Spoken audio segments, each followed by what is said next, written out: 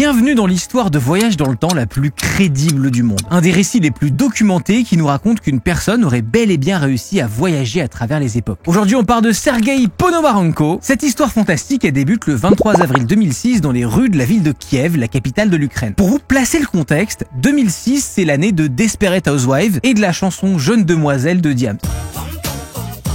Ce jour-là, un jeune homme d'une vingtaine d'années erre et regarde avec insistance les bâtiments de la ville comme s'il ne reconnaissait pas l'endroit où il se trouve. Il attire l'attention de plusieurs personnes qui passent par là, qui le trouvent agité et effrayé et qui s'arrêtent sur ses vêtements neufs particulièrement démodés. Genre le mec est en bon état mais ça fait 50 ans que plus personne s'habille comme ça. Est-ce que ce jeune homme c'est un touriste qui serait perdu? Est-ce qu'il est en détresse? Est-ce qu'on doit l'aider? Bref, l'homme toujours aussi stressé commence alors à vouloir se renseigner sur les lieux qui l'entourent et demande aux passants de lui indiquer une certaine rue. Il arrive à obtenir aucune réponse satisfaisante et son attitude déroutante attire l'attention de deux policiers qui s'approchent alors de lui. Il réitère sa demande auprès de ces policiers, il demande son chemin, sauf que problème, la rue qu'il cherche, la fameuse rue Pachanaya, ne semble plus exister depuis longtemps. Lorsque les policiers, dans l'optique d'aider ce jeune homme perdu, sortent une carte de la ville, ils s'aperçoivent qu'à la place de la fameuse rue se trouve en fait une espèce de décharge. Les deux policiers sentent bien qu'ils ont affaire à une personne un peu chelou, ils se rendent compte qu'il a des vêtements en look vintage, mais c'est pas sur ça qu'ils s'arrêtent. Leurs yeux sont surtout attirés par le vieil appareil photo qui pend autour de son cou et qui a l'air tout aussi neuf que ses vêtements alors qu'on est à peine 1 an de la sortie du premier iPhone. Les policiers demandent au jeune homme ses papiers d'identité, celui-ci s'exécute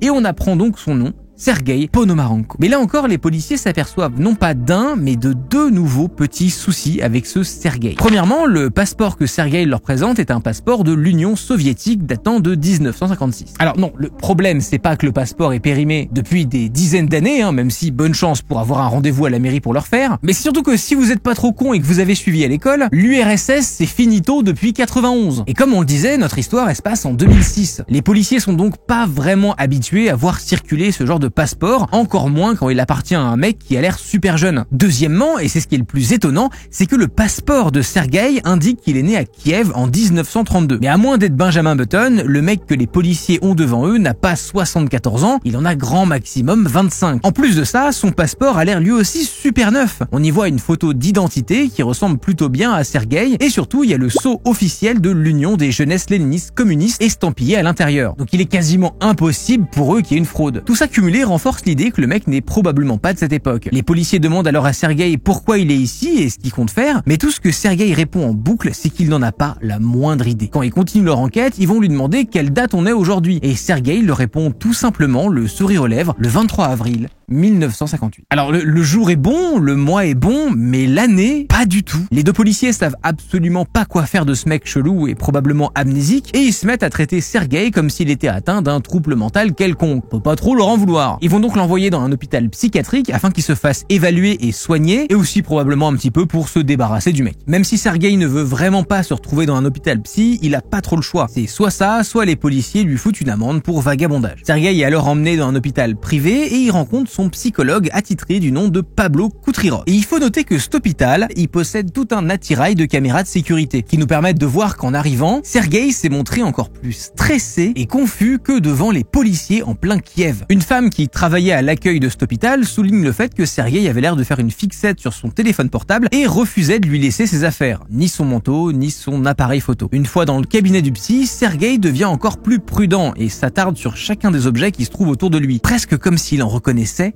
aucun. Il fixe l'horloge au mur un long moment, comme s'il était figé devant, et l'entretien avec le docteur Kutrirov va commencer, et il sera entièrement enregistré. Le psy se montre patient, décide d'aller dans le sens de Sergueï pour ne pas le brusquer et lui demander s'il se souvient de comment il s'est retrouvé ici en 2006, alors qu'il pense ne pas avoir quitté l'année 1958. Devant la bienveillance du docteur, Sergueï se détend un peu et décide de dire sa vérité. On apprend qu'il s'appelle bien Sergueï Ponomarenko, il est effectivement né le 16 juin 1932 à Kiev, et qui va donc tranquillement sur ses 26 ans. Et il confirme que selon lui, on est un mercredi lambda de 1958 et que c'est en voulant prendre une simple photo qu'il s'est téléporté en 2006. Le docteur Kutrirov dira qu'il est courant que des patients qui souffrent de traumatisme créent des histoires farfelues, comme un mécanisme de défense pour échapper à la réalité si vous voulez, et qu'ils finissent par y croire tellement qu'ils ne distinguent plus le vrai du faux. Mais le cas de Sergueï est différent. Ils poursuivent l'entretien et Sergueï raconte alors ce qui s'est passé pour qu'il débarque d'un coup dans le futur. Et il va répondre la chose suivante: il faisait jour, je voulais aller me promener en ville, j'ai pris avec moi mon appareil photo, mais en quittant ma maison, j'ai aperçu un objet étrange dans le ciel qui avait la forme d'une cloche. Un objet qui semblait voler bizarrement. Le psy demande alors à Sergueï s'il veut parler d'un ovni, mais celui-ci ne semble même pas connaître le terme. Sergueï dit qu'il lui est difficile de se faire comprendre et d'expliquer ce qu'il a vu exactement. Peut-être qu'il vaut mieux regarder les photos qu'il a prises de l'objet en question. Le psy est d'accord dans l'idée, à condition que Sergueï reste à l'hôpital en observation, le temps qu'on fasse développer les photos, c'est de la pellicule à l'époque. L'attention du docteur est piquée et il décide de regarder de plus près l'appareil photo que Sergueï tient toujours en main. Et il se trouve que c'est un vieil appareil photo argentique de la marque Yashica Flex, comme neuf, que Sergueï a dû se procurer il y a maximum 2-3 ans. Le docteur Kutrikov s'intéresse un peu à la photographie et il repère directement qu'il s'agit d'une antiquité super rare pour l'époque, ce qui veut dire que ça va être une galère pour réussir à développer la pellicule à l'intérieur parce qu'on fait plus d'appareils comme ça depuis les années 70. Et la technologie utilisée est loin d'être la même qu'au 21e siècle. Alors d'autres auraient ramé pour trouver quelqu'un pour les aider, mais par chance, le docteur Kutrikov connaît la personne idéale, un expert photo du nom de Vadim Poisner. Lui aussi, il est surpris de voir une pellicule aussi vieille et pourtant en si bon état, surtout qu'il arrive à remonter l'info et découvre que cette pellicule a été fabriquée en 1956. Vadim, on l'appelle pas expert pour rien, et réussit sans trop de problèmes à développer les photos prises par Sergueï. Les photos sortent et le docteur Kutrikov semble bel et bien reconnaître sa ville à quelques différences près. Les voitures, les vêtements des gens, les panneaux, les bâtiments. Ah oui, la pellicule contient en effet des photos de Kiev, mais dans les années 50. Pour le moment, la version de Sergueï semble être la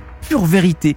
Et ça va encore plus loin. Dans l'appareil se trouvaient également des photos montrant Sergueï en compagnie d'une femme, probablement sa petite amie, en train de profiter du beau temps en ville. Sur ces photos, le docteur remarque très vite que le Sergueï de la photo porte exactement les mêmes vêtements que le Sergueï qu'il a en face de lui. La dernière photo de la pellicule est celle qui attire le plus l'attention du psy, puisqu'il s'agit tout simplement du fameux ovni en forme de cloche, décrit par Sergueï lors de son entretien. Le séjour de Sergueï à l'hôpital se prolongue et le 26 avril 2006, il a un second rendez-vous avec le docteur Kutrikov afin de parler de ces étranges photos. Il demande alors au psy s'il sait ce qui lui arrive et le psy répond que selon lui, Sergueï n'est pas malade. Alors celui-ci est de plus en plus confus, on le comprend, et il dit qu'il veut juste rentrer chez lui, il en a marre. Le docteur lui montre alors la photo de l'ovni prise par Sergueï, qui est la plus mystérieuse de toutes les photos, et il lui demande de lui expliquer de quoi il s'agit. Sergueï répond: à présent, vous savez que je dis la vérité, je comprends pas vraiment ce que c'est que cet objet et ce qui s'est passé au moment où je l'ai pris en photo, quand j'ai regardé mon appareil et que je me suis retrouvé ici, à votre époque. Le docteur Kutrikov étant un homme de science, son premier instinct n'est pas de douter de la véracité de la photo et du récit de Sergueï, mais plutôt de se dire que s'il s'agit bien d'un vaisseau extraterrestre, alors peut-être que certaines entités futures ont réussi à maîtriser le voyage temporel. À la fin de leur second entretien, Sergueï se retire dans sa chambre et ferme la porte. De son côté, l'expert en photo Vadim ne revient pas du parfait état dans lequel se trouve la pellicule, surtout que normalement cette pellicule elle peut être conservée entre 20 et 30 ans à condition d'être congelée et totalement hermétique. Plus Vadim y pense et plus il souhaite s'entretenir avec Sergueï et lui poser des questions supplémentaires. Mais le mystère autour de cet homme continue, puisque tout d'un coup,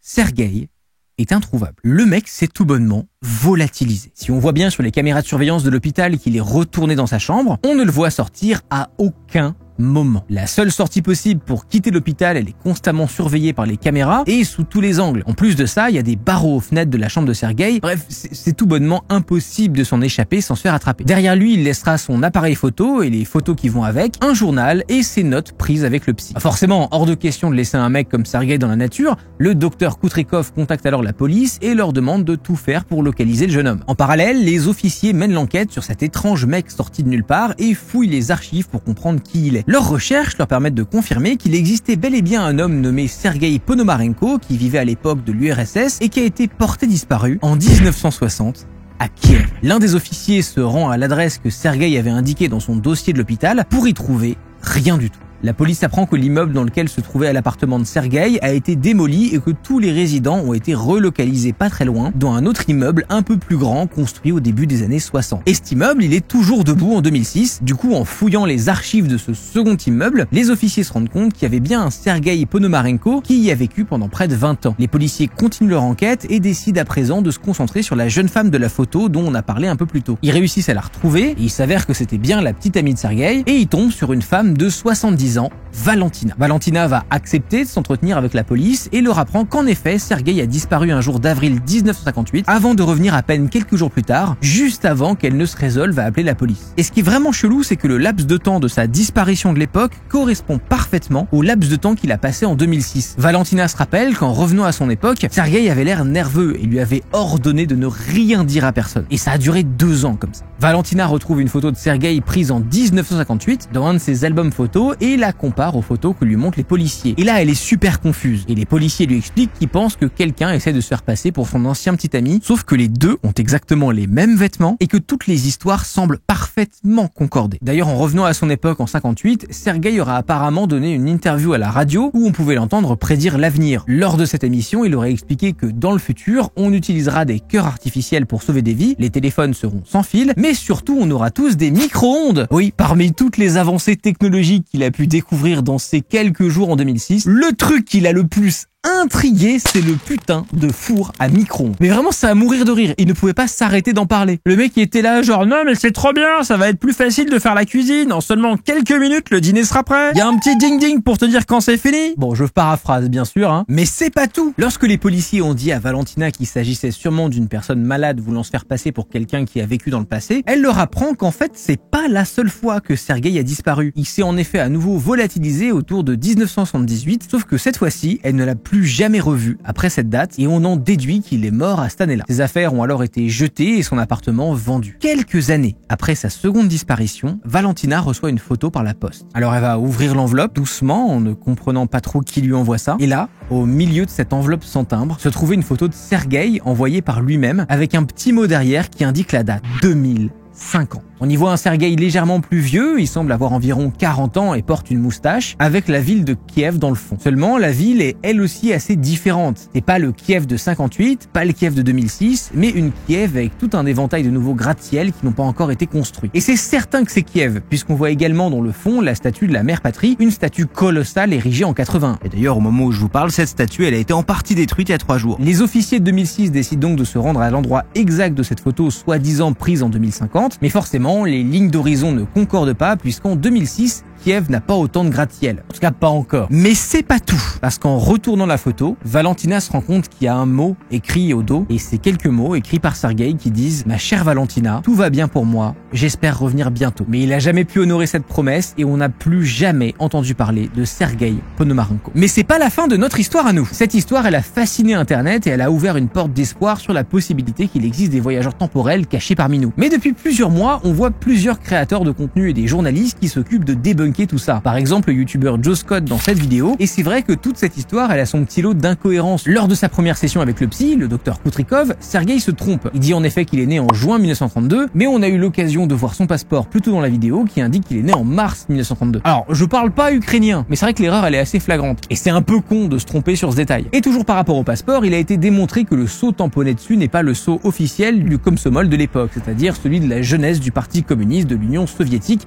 dont on a parlé en début de vidéo. Il y a une autre erreur pourtant facilement vérifiable au niveau des dates de l'enregistrement de la caméra de surveillance de l'hôpital, le jour où Sergueï est arrivé escorté par les policiers. En bas à droite, on peut lire WED 2304-2006, qui correspondrait donc à un mercredi. Or, un petit tour rapide dans le calendrier et on peut vite voir que ce jour-là correspondait pas du tout à un mercredi, mais à un dimanche. Raté. En plus, dans la vidéo qui raconte cette histoire, l'un des policiers interviewés dit qu'il se rappelle bien de ce jour-là et que c'était un mardi. Re-raté. C'est faux sur toute la ligne. Rebelote sur les images de la caméra du 26 avril, le jour de la disparition de Sergueï, qui indique cette fois-ci vendredi au lieu de mercredi. Si on en croit ce récit de voyage dans le temps paranormal, Sergueï aurait donc disparu suite à sa rencontre avec un ovni. Mais certains articles soulèvent le fait que pour imager ça, ils se sont pas trop cassé la tête et ont pris le skin de base de la navette spatiale appelé Diglok et l'ont vite fait déformer sur la photo pour le côté réaliste, qui correspondrait à ce fameux ovni en forme de cloche. Un autre fait étrange, c'est que sur l'avis de recherche qui monte dans la vidéo, la photo de Sergueï est exactement la même que celle que nous a présentée Valentina plus tard. Vous vous souvenez de la soi-disant photo de 2050 ? Dessus, Sergueï a même la moustache, il est habillé de la même manière, son col est plié selon le même angle, juste il a été légèrement photoshopé quoi. Et comment les autorités auraient pu avoir accès à cette photo privée s'ils ont rencontré Valentina après la création de l'avis de recherche ? En parlant de cette photo et de Photoshop, je sais pas ce qui est le pire, hein. Tous les gratte-ciel dans le fond pour faire genre ouais on est dans le futur,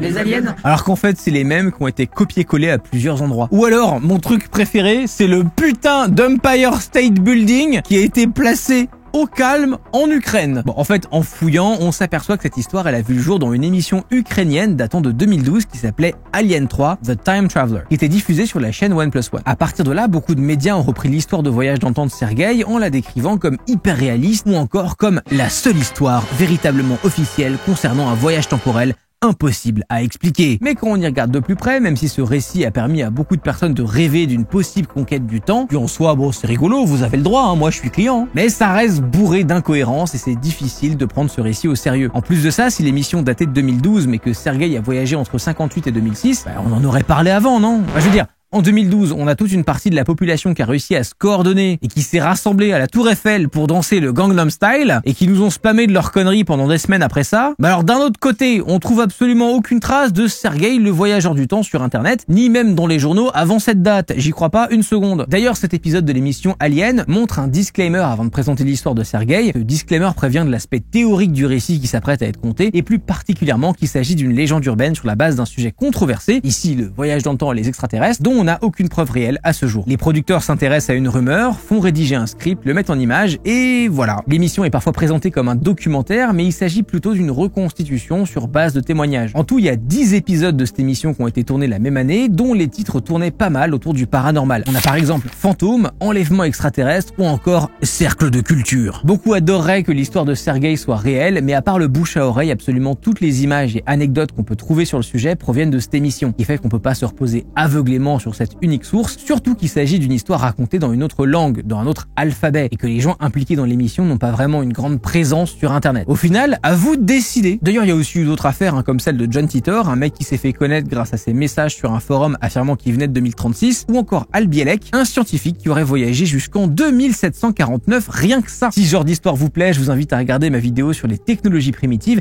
et surtout sur comment ces youtubeurs vous mentent.